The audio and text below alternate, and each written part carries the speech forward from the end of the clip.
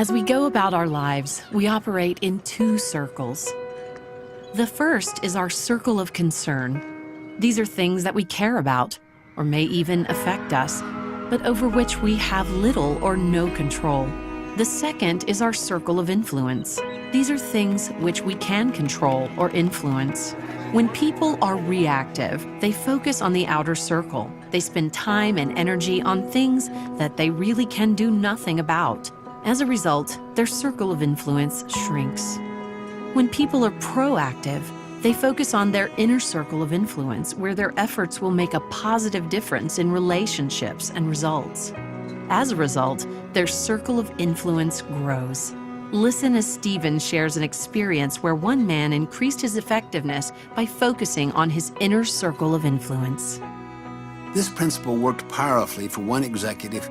His boss was creative, talented, capable, and brilliant, and everyone knew it. But he had a very dictatorial style of management. Now, so you take this petition to my office?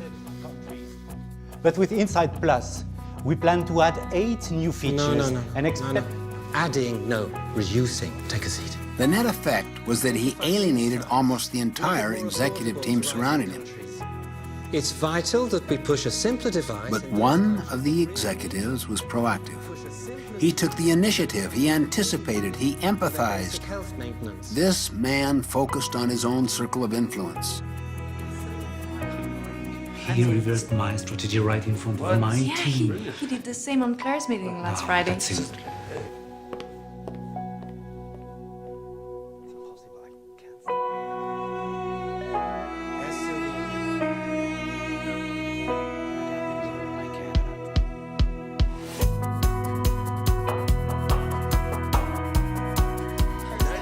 He read the situation.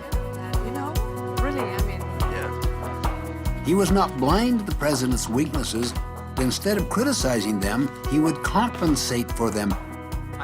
He read with empathy the president's underlying concern. Simplify for success. Where the president was weak in his style, he tried to buffer his own people and make such weaknesses irrelevant. And he'd worked with the president's strengths, his vision, talent, creativity. He anticipated the president's need.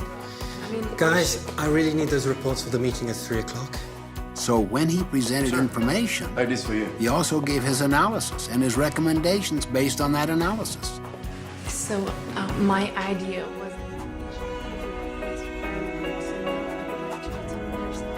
Little by little, his circle of influence continued to expand to the extent that eventually no one made any significant moves in the organization without that man's involvement and approval, including the president. The president did not feel threatened because this man's strength complemented his strength and compensated for his weaknesses.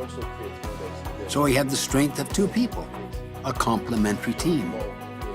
For example, I did discover that, This man's success was not dependent on his circumstances. It was his chosen response to those circumstances, his focus on his circle of influence, that made all of the difference.